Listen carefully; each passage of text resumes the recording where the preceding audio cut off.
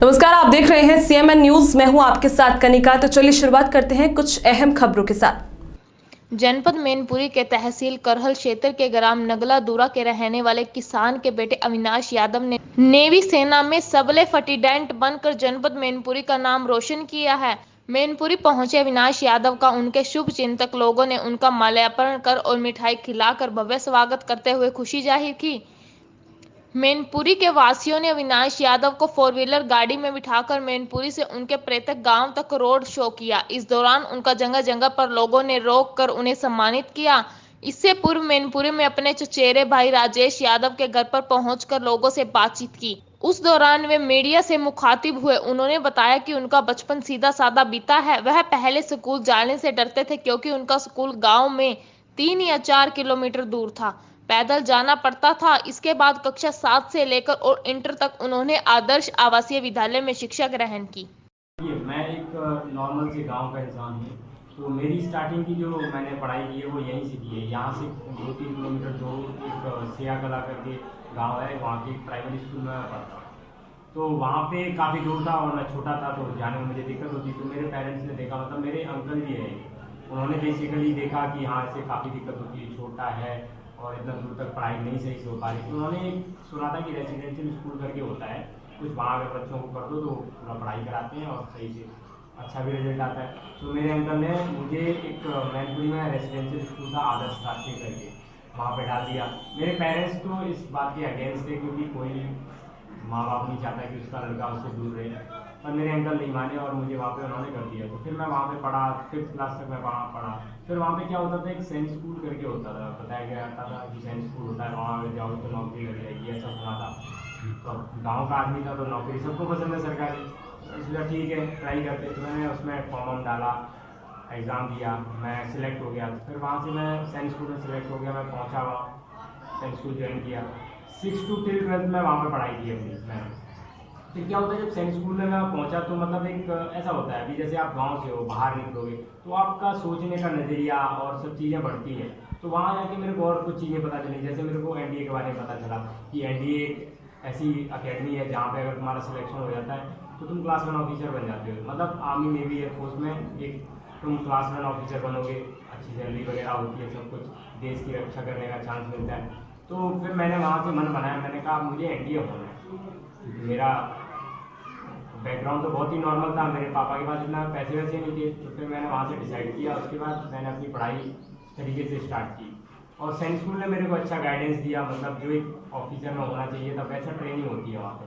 तो उसके हिसाब से मैंने अपने आप को ढाला और फिर मैं 12th कंप्लीट किया। 12th जैसे ही कंप्लीट हुआ मैंने एंट्रेंस एग्ज़ाम दिया, यूपीएससी एक एग्ज़ाम होता है इसका। तो मैंने एग्ज़ाम दिया, वो फिर मेरा एग्ज़ाम क्लियर हो गया। उसके बाद एक इंटरव्यू होता है, जिसको बोलते हैं क्या बोलते हैं 5 दिन का इंटरव्यू होता है।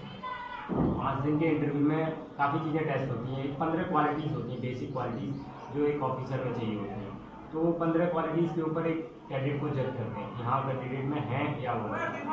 तो फिर ये सब चीज़ चेक हुई, मैं रिकमेंड हो गया वहाँ से। फिर वहाँ से रिकमेंड जैसे हुआ फिर आगे मैं क्या बोलते हैं मेरा मेडिकल वगैरह हुआ, मेडिकल ख़त्म हो गया। उसके बाद फिर एक मेरिट बनती है, all India list merit list आती है, उसमें मेरा नंबर आ गया। फिर मैंने ज्वाइन किया इंडियन नेवल अकेडमी, जो कि नेवी का वो है ट्रेनिंग इंस्टीट्यूट। इसमें क्या होता है, बीटेक का आपको करवाते हैं, यहाँ पे आपको बीटेक करवाते हैं 4 साल तक, साथ में ही आपकी बेसिक ट्रेनिंग होती है एज ए नेवल ऑफिसर।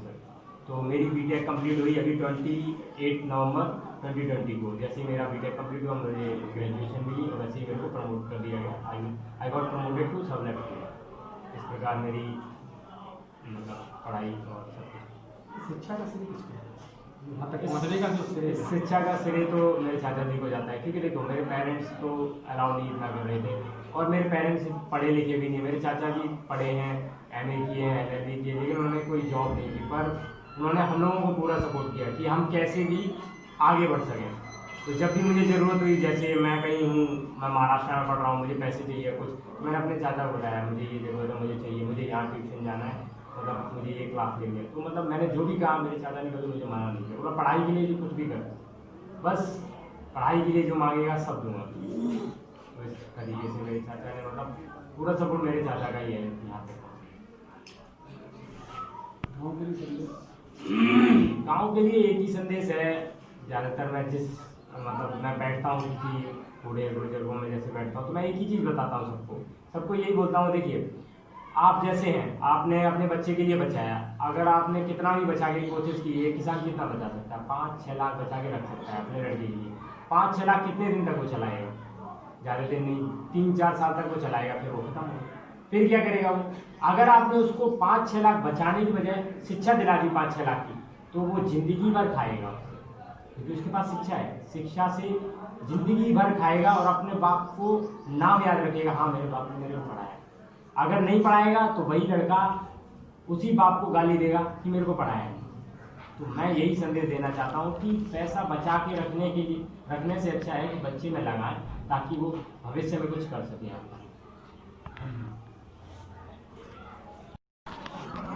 आज जो आपका बेटा लेफ्टिनेंट हुआ है, भतीजा है जो भी है, हाँ भतीजा है। इसके बारे में बताइए। शुरू में जो मतलब कुछ ऐसे तथ्य बता दीजिए कि ये किस तरह मतलब हुआ है। पहले भी आपके इससे 1 साल पहले भी एक बेटा भतीजा हुआ था। इससे बड़ा था, वो 1 वर्ष बड़ा था, और सर्विस में भी एक बड़ा 1 साल ही बड़ा है, वो भी 1 वर्ष छोटा है।